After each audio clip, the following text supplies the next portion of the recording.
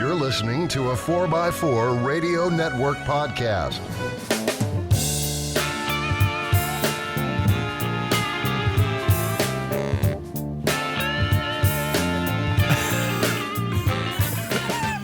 Well, you work for the Flapping Penguin now. Yeah, well, of course, I hit record right when a train starts. Hey, everyone, welcome to show 203, not 303. I accidentally added 100 shows by accident, and Kevin kind of looked at me and went, what? But with that, I am Sam Scott, the slapstick parts guy, who's closing my eyes in a furious attempt right now to remember all the words I have to say, so hopefully I get it all right. If I don't, sue me. But other than that, while I will show it works from us, and I'm going to let it over to Kevin, because now I forgot how to talk. Yeah, Kevin, well, hi, how are you? might want to let me introduce myself. Although, if they're regular listeners, they know who I am. If they're new, which we do get, I'm Kevin, the engineer, the guy who reads instructions, uses the right tools, and generally follows those instructions. And when I don't follow the instructions, I'm being creative, I know I'm responsible for the results. Mm-hmm. And so, as Scott started to say here, we're actually doing an on-location podcast here. We are back at an old friend of the show, going way back. Mm-hmm. So unless you've been with us since day one, this gentleman will be a new person for you. So we're here at the Jeep Lab in Tampa, Florida, and the proprietor, owner, mechanic, accounting budget department, marketing, media. It's Mark Lawson of the Jeep Lab. Hi, Mark. Hey guys, thanks for having me. Yeah, hey, what's going on, man? By the way, thank you. By the way, speaking of reading instructions, following, do whatever you want to do to your Jeep. Thank you for cutting off the zip tie that's been hanging on the end of the zip tie. Because again, come on, it's me, guys. Come on, they got to marinate for a year. Yes, he left zip ties with tails sticking out on his Gladiator. Wasn't even here 2 minutes, and Mark's like, no, snip. I'm like, aw. Thank you, by the way. You're welcome. So it's a lot of fun to be in your shop. He's finally gotten settled in this shop. He's had to move once due to a landlord issue that kind of said, you need to go because we're not doing businesses anymore or something like that. So he's not real far from his original shop, but he's got all his decorations up. There's probably every Jeep metal sign in the world on the wall, more than a few company names up on banners. Mm-hmm. And then on the lift is a beautiful TJ that I know well with kind of missing something in the back. We call it a T right now because the J is missing. The J is missing. Anyone want to buy a Jeep? Hap off. Literally. We'll talk a little bit about your project in that way. So, but I guess the first thing Scott wanted to talk to you as a fellow Gladiator owner. Yes. I'll let you take over. Well, as the parts guy, and I'm constantly trying to defend the Gladiator, as we talk about for a few moments, about people saying, this thing's a hunk of junk, I hate it, blah, blah, blah. I'm like, again, guys, you bought a Jeep, not a Jaguar. And again, back to the Flapping Penguin comment from earlier, it's, manufacturers are all over the board having problems. And I've said this till I'm blue in the face about, certain, brand new Tundra truck. No, sorry, not Tundra. It's a brand new truck that rhymes with Undra. And, with shattered bottom ends and, the rusted frames. The Acomas are having issues too. So, firsthand knowledge and probably some frustration. And I see an eyeball twitching. Mark, so how's it been with your Gladiator? It's had its ups and downs. Okay. So for those listening, it's a 2022 Gladiator. It is a sport, but it does do the max tow. So that way they kind of know transmission axle set up there. But, believe it or not, it was my first brand new vehicle. I'll say vehicle because I've had motorcycles and such new, but first brand new vehicle ever. Mm-hmm. So, you go into it super excited finally, and then 2 months into it, first month into it, your check engine light's coming on. Welcome to new ownership. Yep. So, about 1,200 miles. Check engine light came on, and of course, I got scanners and all that, so I checked it, and it came up with a multiple cylinder misfire code. Mm-hmm. Yuck. And didn't know when you bought the Jeep you were signing up for Chrysler's test and development class, did you? Yeah, definitely. Actually, through the process, felt like that. A lot of testing because it wasn't something that I do go into shows like this and try to listen to stuff, reading forums, trying to see who else is having this. And it being that, it's what I do for a living, I'm a little bit more knowledgeable on the side of things. So immediately started doing my own research.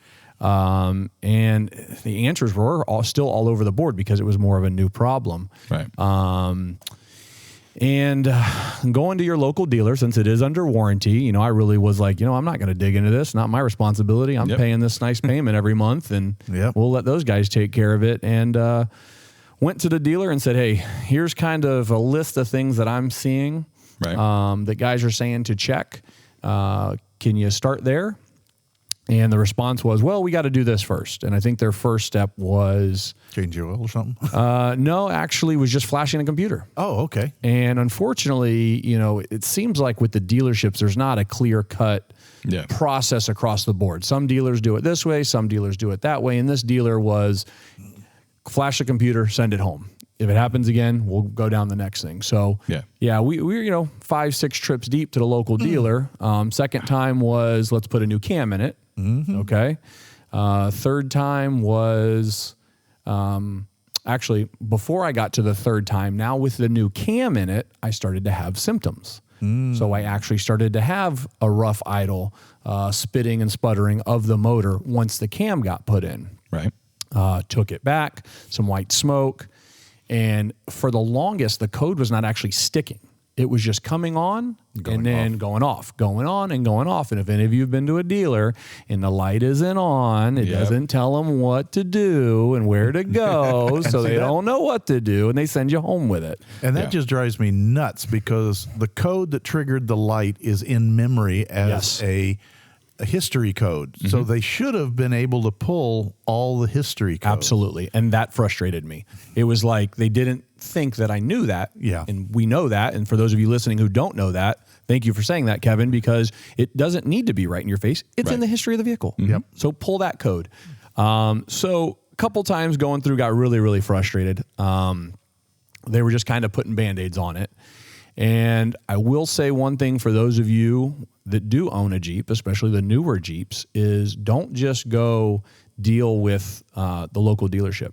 Get Jeep customer care involved as soon as your check engine light comes on.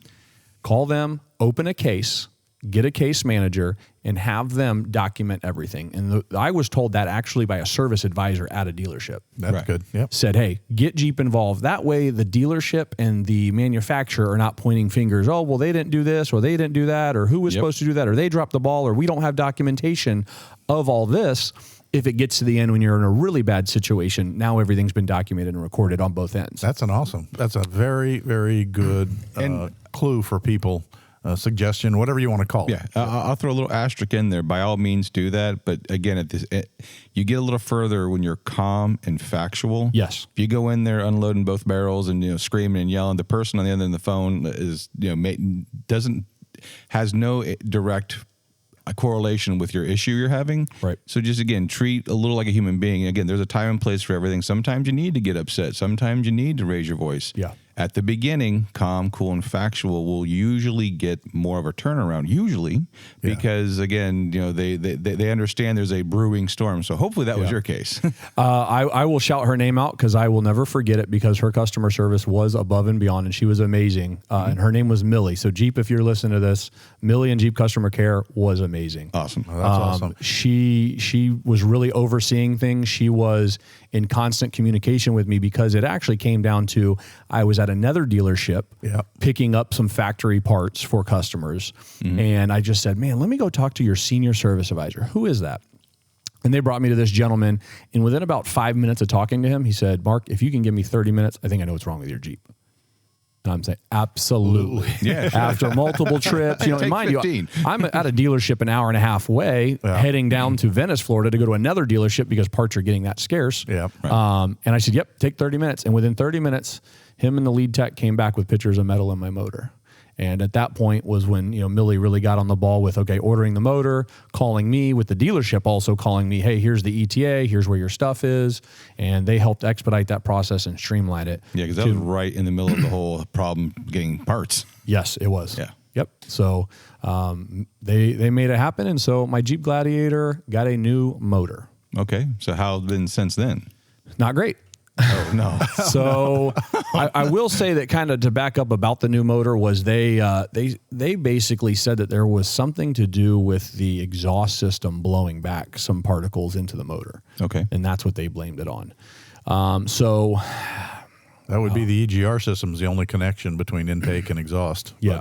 So I went to go pick up my Gladiator, being super excited for my new motor, and something just spoke to me like, look at your new motor. Open that hood. Oh, I remember this post. Yep. You guys know where this is going. This makes my heart hurt because, man, they know better, guys. Come on. Well, And this really, folks, just as a little bit of a lead in, this isn't about Jeep. This is about the dealership. Yeah. So go ahead. Yep. So, going and picking up, it's a really weird thing that just something said, open that hood and look at it. And I go back to actually when I bought the Jeep, the salesman's like, hey, you want to take it for a test drive? I'm like, no. Like I work on these all day long. I don't need to test drive this. Yeah. But something at that time also said, open the hood. And I noticed that my engine cover wasn't there, found out, bulletin, they no longer do it, which is funny because that popped up on a forum the other day. Let's maybe think about it. So something again with the new motor said, Mark, open your hood, take a look at it. Well, when I did, I found bolts laying under my hood. I found nuts missing on different various lines that were supposed to be attached. I found no coolant in my motor. So yeah. And the nice gentleman at Valet, who had just handed me my keys, I walked back to him. I put my hand on my shoulder and I was like referring back what you said earlier. I said, please help me not lose my cool. Mm-hmm. I said, I needed my rental car back. I need to go. My Jeep is not ready to be taken home. Yeah. I kept my cool. Was I frustrated? Very much so. Yep. I got my rental car. My service advisor could tell in my look I was giving him, The explosive storm you need to take care of this, and I've got to go. I again, this dealership was over an hour away from where I live, and got my rental car. But on my drive home, Miss Millie got a phone call. Mm-hmm. The general manager got a phone call. The service manager got a phone call. Mm-hmm. As they should. And just to say, what's going on, guys? Like, here's the deal. And I did, let them know prior to, like, hey, I'm not someone who is unfamiliar with this platform. This is who I am. This is what I do. Even when I was having issues, when the check engine light was coming on, I was immediately grabbing my phone, putting the video on, talking to the phone, hey, the vehicle's been running for this long, or I just started it, or whatever. So, I was giving them a lot of information too. So once I called them and let them know what had happened, it was, needless to say, I was not happy. And that was an interesting weekend. That's one of the things I put on there is that, your anger and frustration is justified. The trust has been breached. And the biggest thing I think is, and I say this because, again, you do it all day long. Some days as a technician, every bolt breaks. Everything goes wrong, and you're frustrated. Yep. But see, and here's where, again, I hate using certain terms and terminology, but when I see that, and being in the industry, I'm sure as you have, getting customers' vehicles in here that were hacked by another shop. Absolutely. The biggest thing that gets me is that, yes, while you are having that bad day, yes, I understand flat rate sucks sometimes and you're not making the money you think and feel you should. This customer spent a lot of money on this vehicle. Take the time to do it right. Right. I like to think of it this way. And even sometimes when I get frustrated, the phone's ringing and won't stop on a Saturday and I'm just about ready to come out of my skin. I think, what if Autumn or Kevin or a friend of mine was having in the middle of a travel, couldn't get the part. I'd stop, breathe, and put myself in their shoes, take that extra 5 minutes to find the part, calm down, and handle it. And when I see the guys release cars like that, I just put my head in my hand going, no, be better, do better. Yeah, you got to realize that you yelling and screaming isn't going to make anything any better for anybody. And even dealing with, customer care, Miss Millie didn't put her hands on the vehicle. She's there to help facilitate, and she was doing a good job at facilitating. So you can't get mad at her on the phone, but hey, you need to document what just happened. That was my line calling her. The general manager, hey, what are we doing? And you hit the nail on the head with the trust. I now lost trust in this dealership. Mm-hmm. And being, again, a mechanic, I know that you couldn't even put coolant in it. Yeah. That's the most basic thing that my little sister the engine on the way home, right. Yeah, and that's what I was like, what if these bolts would have come off and went into stuff when I'm driving my hour back home? So the trust was lost. And when I spoke to Millie at Customer Care, that's what I explained to her. I said, I do not trust driving this vehicle home. Yeah. I do not trust that this vehicle was repaired correctly. Mm-hmm. And the service manager was a longtime tech that had been promoted. When we spoke, he said that he is actually going to go out and work on the vehicle. And I said, okay, well, curious, if you do find anything else, will you let me know? And he's like, absolutely. And he did. He came back and said there were other things that they found loose. Transmission bolts that mounting up to the motor were loose. So there were some other stuff that they did find. And then with relaying that to Jeep Customer Care was, okay, so what are we going to do about this? Yeah. Because if this was the easy stuff couldn't get done, what about all the stuff that was difficult or tricky to get to? This is going to snowball. And again, this is the first vehicle I've ever bought brand new, you know, and this is the experience I'm getting right now. And without hesitation, and I don't want to, you know, say, hey, just call Jeep and ask for this. Obviously, I went through some trials and tribulations for a long time with this, but, you know, they offered me an extended warranty. Yeah. I felt like, okay, that was sufficient on my end. That was the most that they could do. They gave me the biggest, longest one that they could deal with, and they fixed the vehicle and made it right. So, you know, that was that dealership. And unfortunately, the multiple cylinder misfire code came back after. Oh, no. So I have gotten a couple new computers, a couple new sensors since then. Recently, the Jeep had a really rough idle again. I was pulling up to a light. Lights on the dash started flashing. Jeep started shaking. I immediately turned it off, sat there for a second, turned it right back on, acted like nothing happened. But then just another idle where you're sitting in a parking lot or you're in the drive-through line and you could feel it fluctuating and going. And so I took it back to the dealer. And now I went back to the original dealer simply because it was closer. We do have a history with that dealership. That was another frustrating deal where the gentleman was like, yeah, this is just a Jeep. You know, he gave me one of those. Oh, no. And I looked at him. It's just a Jeep, not a Jaguar, but still, take care of it. He's like, I don't really feel it. Oh, it's just a Jeep. And I looked at the gentleman and I said, all right, we got a couple options here, buddy. I said, you can look up the history on this Jeep and you're going to fix it. I said, second, I have a long-standing relationship with this dealership. I don't want to be that guy, but I will call the managing partner on his cell phone right now. Or you can call Jeep customer care and they're going to tell you to give me a rental car and fix this Jeep. Yeah. I said, so which three would you like to do? And that was the time and place to do that. And again, I was polite about it. I wasn't, you know, and a gentleman came back out about 5 minutes later. All right, Mr. Lawson, we're going to give you this rental car. We're going to take your Jeep. Great. Well, when I was actually going out of town, and on my way back, you know, they gave me a call like, hey, Mr. Lawson, your Jeep's ready. I said, good, because I'm at Dallas Airport getting ready to fly home and I need a car. So he said, yeah, but we weren't able to fix the idle. You know, the tech that deals with a lot of these lifted Jeeps took a look at it, and it's because of the lift. Oh. Boy, I almost said a word. The next words out of your mouth where he was just kidding. The next words out of my mouth were, you should fire the tech and you should reconsider your job. Yeah. If that's what you are going to tell me. Because again, this is a parked vehicle that is not moving. That the engine is in the whole vehicle is fluctuating with vibration. It's nothing to do with the lift. Right. I said, well, I will be in Tampa in 3 hours. So either have my vehicle fixed, please, or have a rental car to pick me up. By the time I landed, I had a list of repairs that they were going to now do to my vehicle. Of course. So they did that. And it's been great for a few months until about last month where I get random white smoke coming out of my exhaust. And took it to the dealership, and guess what? Since they can't replicate it, they don't know what it is. And that's where we're at today. So do you have any buyer's remorse? You know, they give me some, it is fun having different rental cars. You know, I've gotten a couple, you know, Grand Cherokees, some Challengers with 200 miles on them. You scared me. Well, I was actually almost happy when I saw you put the phone, the 392. You can put it on the table. That's fine. Oh yeah, the 392 there. Yeah. For a split second there, I'm thinking, well, he upgraded himself. Yeah, that was a customer Jeep we were working on. I just teased a little bit with that one for Christmas, saying I got a new Christmas gift, but it was just fun to work on those vehicles and always see the new stuff. So, but yeah, they haven't fixed it. The buyer's remorse, no man. Every time I get back in it after those rental cars, I go, man, I really love this truck. You know, and they did offer to buy it back. I will say that. But, you know, with, you know, you've done some shows on all the stuff you've done to your Gladiator, and Kevin, all the stuff he's got done to his, you know, same thing as mine. The day it came here, it got modified, you know, and with them offering to buy it back, it's like, okay, well, who's going to replace the entire audio system that Stinger Off-Road did? Who's going to, you know, take care of all the Moto-Built parts and the powder coating and all the install and the lift and the wheels and the Horn Blaster's train horn stealth kit that is like, who's going to pay for all that to come off and reinstalled? And, you know, it's just, who's going to match my 2% interest rate right now? Yeah.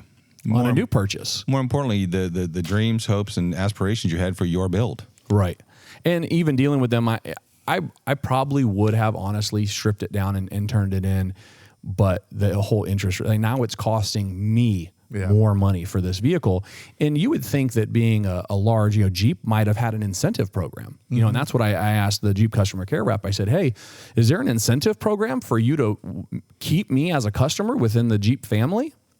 Because I want another Gladiator. I always wanted a Gladiator. I got my Gladiator. I want to keep a Gladiator. Right. So I would literally be pulling all this stuff on to put on a brand new Gladiator. And there's no incentive for you to keep me? That just blows my mind.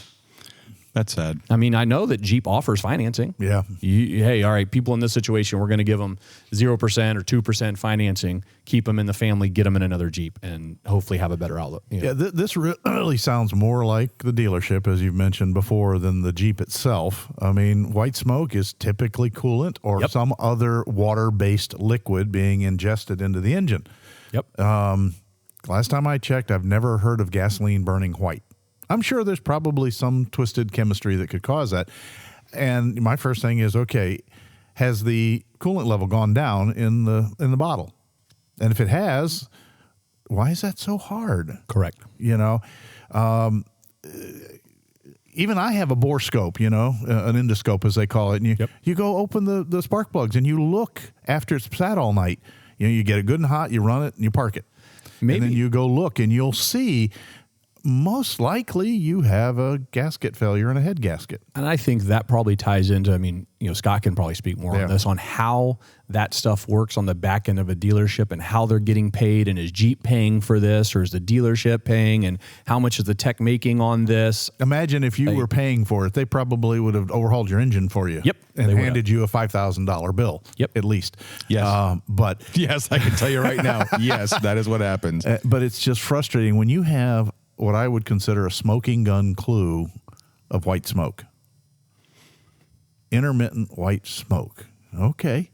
That just tells me that you either have a cracked head, a cracked block, or a blown gasket. What's the cheapest of the three to address? You can get a chemical tester right now that'll test inside of your... Oh, yeah. You can suck up the fumes out of the radiator that'll tell you if you have combustion gases getting into your coolant. And you can buy those down at the auto parts store. And they're very inexpensive.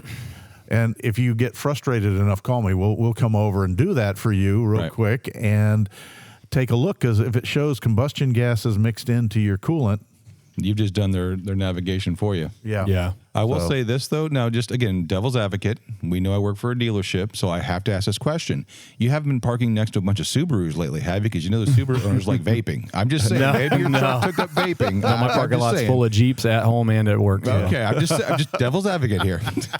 I'm sorry, I had to say. I'm still staring at half a TJ at the moment. Yep. Well, that's true. Your view is the butt half of a TJ with most of the legs removed. Is the rest still in layaway? I'm sorry. No. There's a pallet here, a pallet jack full of Moto-Built parts. Yeah, you haven't noticed that? Yeah, I saw the axles are here, the pallet of truss kits. And so on to more pleasant subjects. Since we seem to have abused the local Central Florida Jeep dealerships and mechanic shops a little bit. What's up with Well, this one is a 97 Wrangler. It's we call it Tank. It's been bedlined OD green. So even though I was an Air Force guy, I still call it Tank. Yeah. No, I've had it since 2008. Bought it with like 80,000 miles. And, just finally getting to the point where we've, done axle swaps on it and modified it to the point where I've really enjoyed it for about 5 years the way it sat. Took an off-road trip out of state and just decided that, it was time for that next step. Yep. Which is, an Atlas, some ORIs, some Super Duty axles, 4-link kit, PSC, whole bunch of new bits. the rabbit hole. Rabbit hole, absolutely. And that's what I laugh because, of course, Scott and I say you don't always have to do that. But after you've wheeled with 5 years of experience, now you know what you like to do. Yep. So you're going to the build, and that's your choice. And I think that's awesome. But the thing is, you didn't do it because of somebody told you to do it. You did it because you went out and beat the snot out of the Jeep and said, I need that. The last time the Jeep actually surprised me. I did a lot more stuff that really I think the Jeep could have been capable of. But then, I also talk to customers and people that we run into about driver skill. Yeah. So, being behind the wheel a lot, the more you are, the better you can do. So I think a little bit of driver skill, I'll brag a little. And the vehicle was like, all right, I shouldn't have been able to do that. And I did it. And, I think it's time for the next step. Well, and I've seen you drive. Don't underestimate yourself. You have a lot of driver skill, probably more than most Jeepers that go out there. And the thing is now that you move your equipment up commensurate with your off-road skill, you're going to be one of those unstoppable. Going, well, that's easy. You're going to be a force to reckon with, that's for sure. Well, and that's the other thing too. When people are buying just basic lift kits and stuff, it's like so many people get a Jeep and go right to a lift kit. I'm like, man, go enjoy that Jeep just the way it is. You will be so surprised at how capable this rig is just stock. Like, I don't know if we talked about in the last show, but when I was up in Roush Creek, Pennsylvania, we had a stock Rubicon, and man, this guy had some driver skill. Yeah. Like, I kept looking in my mirror like, okay, he's going to get stuck. He didn't. Oh, wow. And once you make that next step, you're also more knowledgeable about what you need and why you need it, because of what you ran into in your past experiences at your current level of the build. And it just, I don't know, it's a more complete process, I feel like, when you're just patient and you really feel and understand the Jeep. We had the same thing when it came time for when we went to Sheriff's Jeep Fest in Georgia. They had a YJ that was in front of you. The guy was on street tires having a great time, and the JK on full width, what the 44s was making 17-point turns. Yep. And this little YJ on street tires is enjoying it. And I mean, he was open top with mother-in-law in the back seat. Yeah. Yeah. And he's in the same trail with everybody else with built lifted, Yeah. And it's just amazing. Skill is the foremost thing, and getting to know your Jeep is a critical skill, so that you can push it. Because then when you upgrade it, you'll know really what you have. You can't buy skill. Well, in this Jeep, actually, when I first bought it, I didn't touch it for probably 3-4 years. And then I built it in a week. Remember that. Yeah. I built it in a week. I mean, from bed lining, paint job, inside, outside, lift, wheels, tires, bumpers, winches, shift cables, the 9, drive shafts, everything was done. And then I really didn't touch it. And now I've enjoyed it for 5 years. And now it's phase 3. And so your phase 3 is going to be a Moto-Built suspension back half kit, right? No, actually, we're going to do a Moto-Built front half kit only. We've got the Moto-Built 4-link kit that's going underneath. The back is actually going to be all tube. So it's going to be a tube build. So it's going to be a half buggy. Yep, pretty much. Okay, cool. Yeah, I love some of those all tube chassis buggies, but I am a Jeep guy, and I want it to say, Jeep when you see it. Right. Very cool.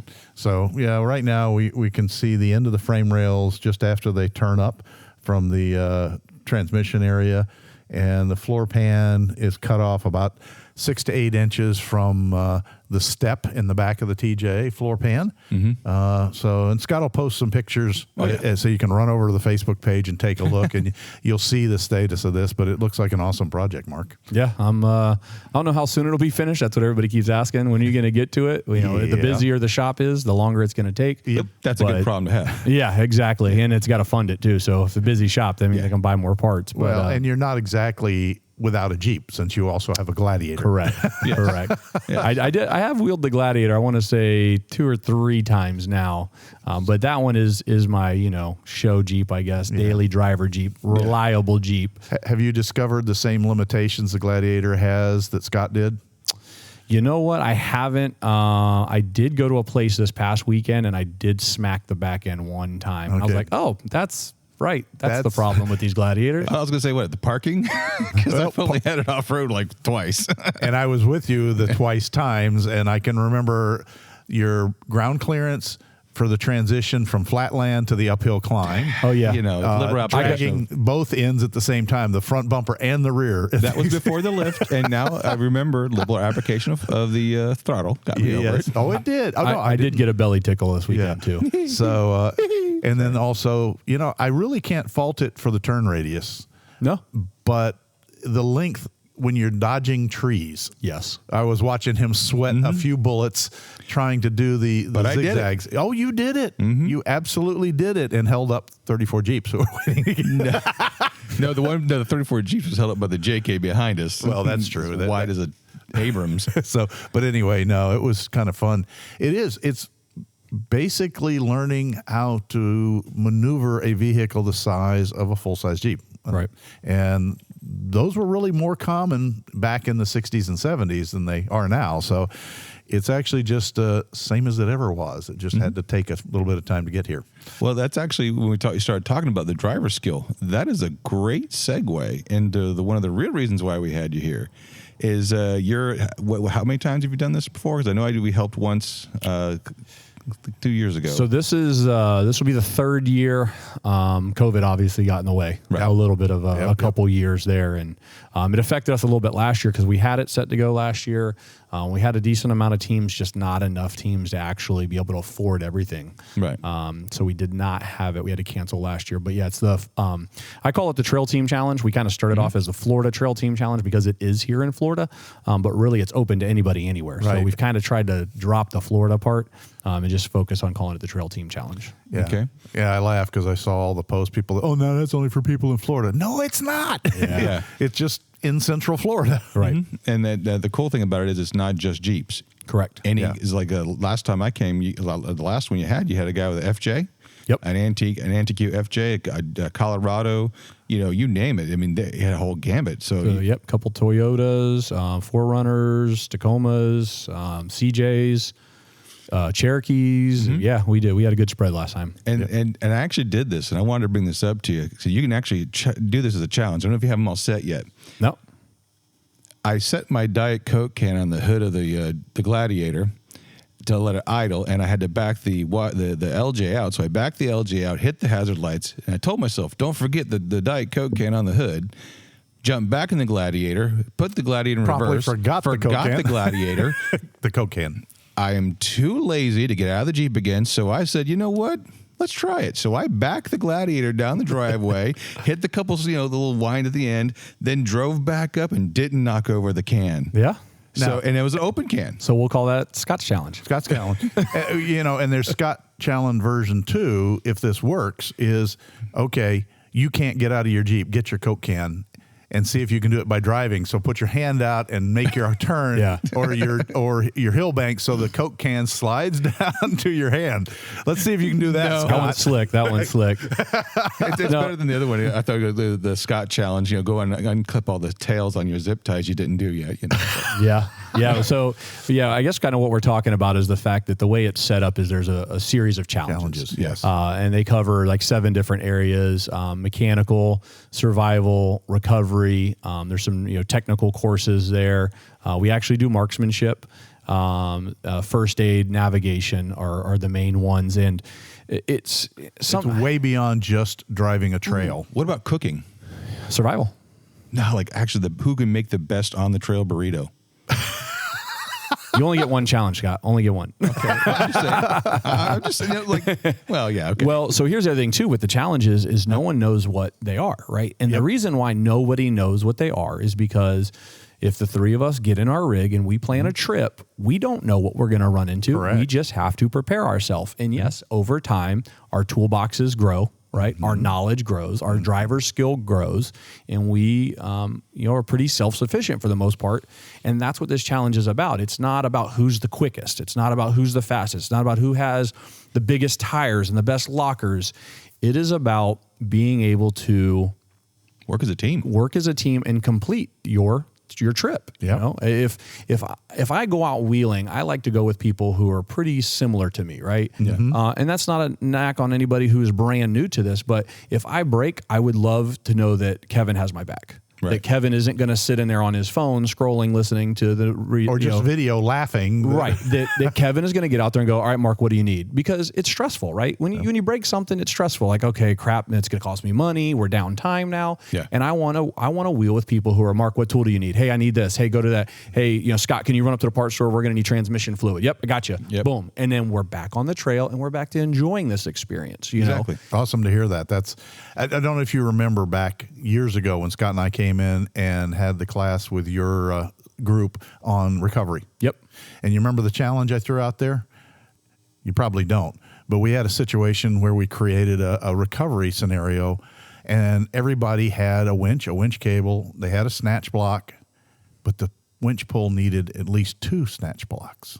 Mm-hmm. And we were, and that was the whole point of that thing is people were looking, I don't have 2. I said, really? You don't have 2? Yep. And he goes, well, no, I don't. You sure? Are you absolutely sure that you don't have two? And the individual was like, well, I know I don't. Are you wheeling alone? Well, no, but, And he turned around and looked at the group and he said, okay, anybody here have a snatch block? And about 6 hands went up. I said, don't sell yourself short. If you wheel in a group, the group got you covered. That's the whole point of wheeling in a group. Is Absolutely. Safety and numbers. Support. Well, and that's why we try to make it as realistic as possible so we don't tell them the challenges ahead of time. They don't know where the challenges are going to pop up. What they're given is a set of coordinates. And the coordinates have different challenges. So if they get there, they're read a script. Hey, guess what, guys? Here's the situation. Here's how the points are going to work for this challenge. Here's your, safety things to point out. And are you ready? Go. And then you've got to either complete it, do it, drive it, whatever it may be. But we, again, keeping it real is you said it. No one else, though, in this challenge, I hope they're not going to, well, they may use it this year. No one has actually used another team in a challenge, which has not been a rule that they're not allowed to. Loophole. I'll edit that out. I mean, think about it. If you're on the trail and you break down and another rig comes by and they happen to have tools and supplies or they want to help you, that's on them to decide that. Correct. Now, I hope the type of people that are competing in this event would do that because that's me all day long. I would never just drive by somebody. But yet today, no one has facilitated that I know of you helping another team out. You know what you may do is you may want to actually close this out and then bring out release 2 of this show after the Trail Team Challenge if you want. Well, as long as it's going out to the masses and it's not, only one team or two teams. No, I know it's not, but I can separate that little segment and play it in reverse. Exactly. And then there's the decode it. But so the challenges are, it's a good balance of physical. There's a good balance of mental, and that's the thing is like you were talking about, do we have the challenges all figured out? We've got to actually this year, a lot of it was on me in the past, just from my experiences in the military and my events that I've competed in before. But now we actually have a team that's developing these and it's made up of all former competitors. Good. Awesome. So, these guys have done it themselves. They know what exactly, it's easier to communicate with them when they've done it before. So I'm just more now overseeing it. So there's some new ideas that are coming out. And as well as the park that we're hosting it at is Old Florida Off-Road. And the staff there is just amazing. We did it at the Jeep Ranch the first year. Buddy was amazing to work with too. And that makes a huge difference in the property because they're like, Hey, Mark, do whatever you want. Yeah. And now I can really push the different events and the challenges. But again, I do want to reiterate, this is not a time trial. This is not King of Hammers. This is not, a racetrack where you're just going around in circles with pit crews. Put yourself in where your vehicle, you're planning a multi-day trip and you're just bringing whatever you think you're going to need. Yeah. We do have an equipment list that's minimum and we will use a lot of that. Sometimes the sponsors come into play. Last year, High Lift was a sponsor. So obviously we had a bunch of high lifts there and we use those in challenges. So we do try to incorporate the sponsors into the actual challenges as well, which is, neat. But yeah, it's a lot of fun. And for the volunteer side of thing, like you guys said, you volunteered, a lot of people are kind of intimidated when they hear about it because they're like, oh man, I don't know what to do. I'm a new person. Like I'm new to this, but it's a great place to learn. It is I was just going to say that was the biggest feedback is you're going to see, ideally we'd like to have 20 teams. You could potentially see 20 teams do the same thing 20 different ways. Absolutely. Because we're just giving them boundaries. They're getting points by, say, time. So if it takes them 2 hours or it takes them 20 minutes, as long as the objective is completed, you're going to learn stuff. And you might learn by saying, oh, don't do that because that team didn't complete it. Yeah. Or you can say, hey, this team did it, but they did it quicker. So you're going to learn as a volunteer. You're really going to learn a lot. And you're not just working one challenge the whole weekend. You could potentially work 3-4 challenges. All right. It was the winning team that I was helping you with. The first time I have ever seen a high lift jack used as a come along to. Oh, those suck. But hey, it's a lot of manual labor. Works. But it works. It did the job. And I remember, I'm not giving this away in case you have the same challenge again, where everyone's like, they jumped to this one thing, but the most painfully obvious thing they could have done on that specific challenge is a certain step they could have taken to make their life easier, but no one thought it. And every time someone pulled up, the same people would say the same thing. And as I'm watching them going, I know that trick now. now if I ever get to that situation. Exactly. And now you've added to your toolbox as a volunteer the next time you go wheeling. Yeah, absolutely. And that's how you learn. It's like when we watch, and I always make a joke when a couple times we've trained the off-road classes, is when you're doing good, but the minutes you see a bunch of cell phones come out, stop. You're about to spend a lot of money. Slow down and back up. It's always good to let someone else spend their money. So that's how you teach. That's how you learn. So take that same thing. Use that. Observe again. Not only that, just the knowledge in that general area. The one person I was sitting next to, they were like, "Oh, I would do it this way," and even though the spectators or the participants didn't do it, I was picking up knowledge just from the conversations. Yep. And I'm like, "Holy cats, this is awesome." Yeah, when you're sitting there with a guy who's going, they should have done this, or they should try that. If they used 200 feet of plastic and then slid the ducks down and then lit the slip and slide, they would have gotten a higher score. You know what? I think we're going to do shooting ducks for marksmanship this year. Thanks for that idea. That'll be Scott's challenge there. No. The question is, and I shouldn't say this to the thing, but are shotguns permitted? So we do marksmanship, and I'm glad you brought that up, Kevin. Thank you. You are not bringing any of the guns. Okay, good. There, in the past, we've done different variations of guns, so it's usually we don't repeat ourselves. So I can say, last year, yes, we did shoot, but it will not be the same this year. But anything that is kind of out of the ordinary, let's say, we will provide that. We have a range master. We have all the safety gear. We have all the ammo. We had all that. There was some other survivals that included, how do I say this without giving it away? I mean, you can look at the pictures and see, but there was axe throwing last year. Okay. One of our volunteers, who was a Jeeper, was on that show, that Forged and Fire show. He actually made the knives, for and throwing the axes, and then actually gave away a custom pair of knives for the winners. That's cool. Yeah. Wow. That's incredible. One of the interesting things is you talk about the duck thing. I'm just thinking, oh, great, you have to use a maul to take out one of the big inflatable ducks. But the interesting thing when you talk about the spectators, and again, as me watching that whole thing, sometimes you'd think some people take too seriously. They've got the game face on. There are times for that, but every person that spectated and also were a participant smiles all the way around. Yeah. They were testing them. They were having a good time. And it was a chance to, again, like you said, I think one of the catchphrases you had is like, put your skills to the test. That's what you do. You learn, you're thinking outside that box, doing those kind of things that I just found, again, I learned. It's an interesting way. And again, it's kind of bragging rights. Yeah. If you think about it. It's tough. Oh, it is not easy. Yeah. I mean, and I've done similar events like this out of state. I've done them a couple of years. So that's kind of where the idea came from. But we change it a little bit to our own liking. But I mean, you leave, I don't want to say it's kind of chintzy, but everybody's a winner almost, because you're going to learn so much about your rig, about your skill. You will be a better wheeler. Yeah, you'll be a better wheeler. And that's what I actually said at the award ceremony when everybody, I said, hey, you know what? Looking at everybody here who didn't, give up, no one really gave up or quit. Like I would wheel any day with any of you. Yeah. And I meant it 100% because no one out there, even on the individual challenges, really gave up. Like they just tried to keep figuring out until either like, hey, time is up, you got to go on to the next one.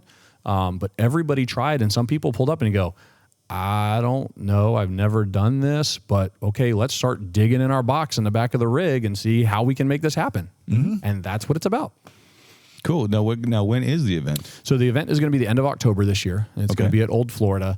We are taking teams until we either fill the 20 or until 2 months prior. That just gives us time to prepare and have everything laid out. But yeah, we're looking up to 20 teams. We're looking for all makes and models of mid-size vehicles, so no full-size trucks.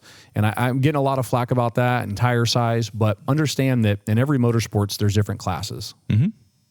To just try to keep it as fair as possible. Right. There is technical driving in this, and if you come out in an F350 dually and a TJ shows up to compete next to you, don't cry when the TJ is going to blow your doors off, because it's technical driving, and now the course is 3 times the width of a TJ. Right. So, eventually, hey, I would love for this to be 5 different classes and, multiple properties and different circuits running. Yeah, but right now, mid-size vehicle, your Tacomas, your Jeeps, your 4Runners, your FJs, your Broncos. Colorados, Ford Rangers, like type type stuff. Yeah. No side by side. Someone's like, oh, I got a street legal side by side. No, that's not it. Because again, the whole premise is that me and you are going on a multi-day trip, and we're driving back roads or interstate or whatnot. Well, and what was that thing that was big for a while? The dirt and drives. Yep. And so it's kind of like the dirt and drive. You're going to do street, then you're going to hit the trails to get to your next location, may stay the night.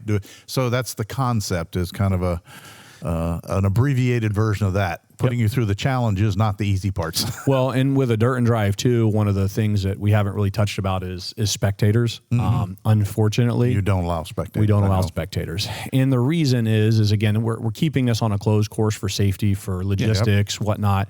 But I can't clog the trails with 100 people trying to watch. Yep. There are some events that are kind of centrally located, and could we put a set of bleachers in there? Yes, but the way we kind of try to get around that issue is social media. Yeah. We're giving the teams points for taking pictures, for posting video on their social media, tagging the event, tagging the sponsors. That's a big thing, because the sponsors love to see people seeing it and watching it, and we can't offer that. So it's like, hey, the teams get points for taking a picture. There's around 45 challenges. So 20 teams at 45 challenges tagging your company, also with all the stuff leading up. You just said a perfect new event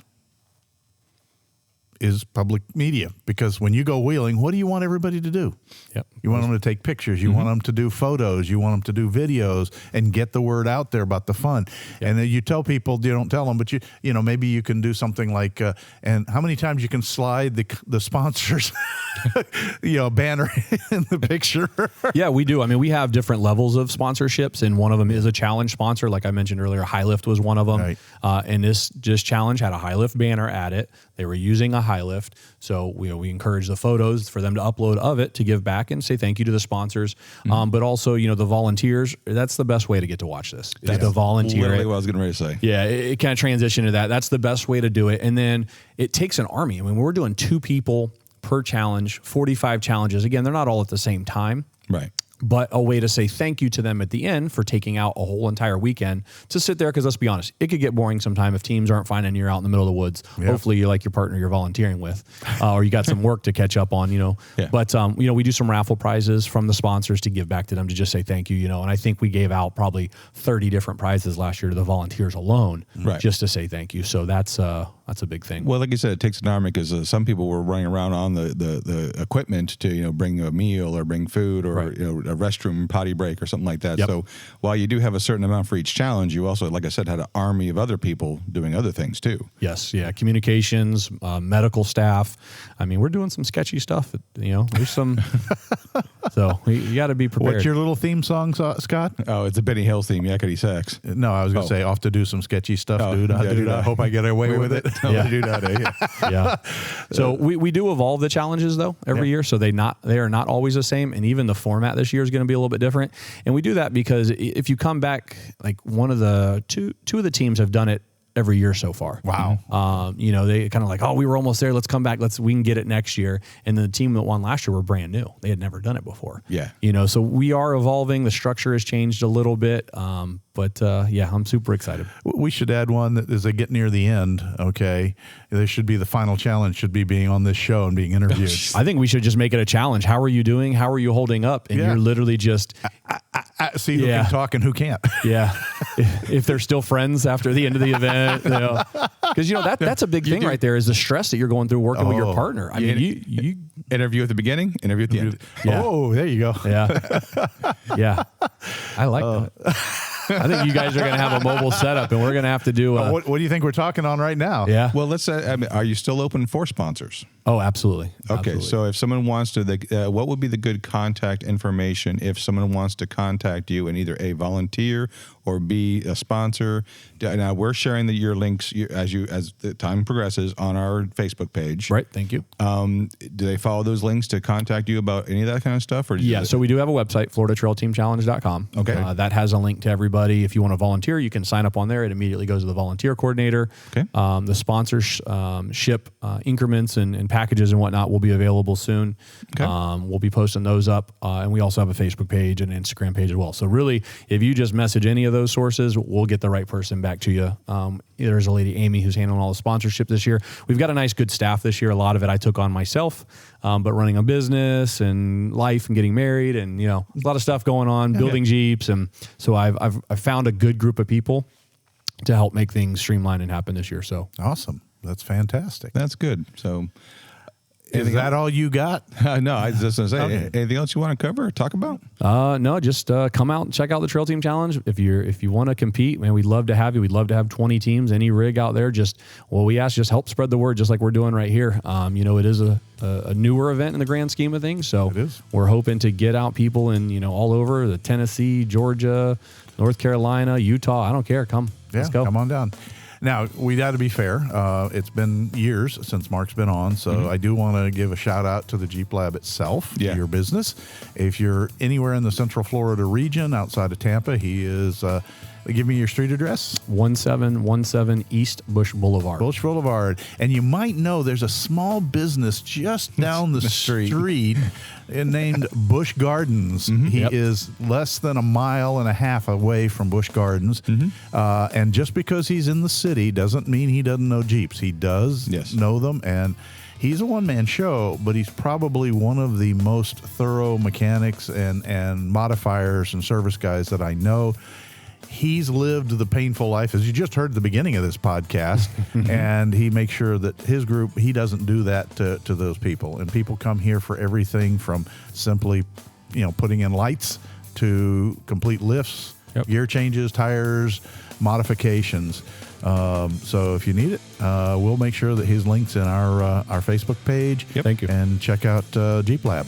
And I'll just throw another shameless plug. There is a reason why I drove 109 miles one way to have my Gladiator lift installed by Mark, because, again, I know it would be handled correctly, and so far nothing has fallen off the Jeep. And since a year plus of me beating it up and doing the things I do to that Gladiator, so again, that's my own shameless plug. So thank you, Mark. Appreciate it. All right. Well, I think that's probably run the gamut for this show. As usual, we'll finish with time to lock hubs, put the Jeep in 4 low, and hit the trails. Thanks again to Mark and the Jeep Lab. And check out Florida Trail Team Challenge. Go to the Facebook page. You can volunteer. You can get a team together to compete, or you can become a sponsor. All of which are available to you to one of the newest and most building events here in the southeastern U.S. And most importantly of all, remember to trim your zip tie whiskers. And with that, we're going to conclude this broadcast day. Goodbye, everybody. Bye. See ya. Proceeding has been provided for entertainment only. Proper service and repair procedures are vital to the safe, reliable operation of all motor vehicles, as well as personal safety of those performing those repairs. Standard safety procedures and precaution, including the use of safety goggles and proper tools and equipment, should be followed at all times to eliminate the possibility of personal injury or improper service which could damage the vehicle or compromise its safety. What he said. Thanks a lot for listening, guys. You guys have a great day. Bye.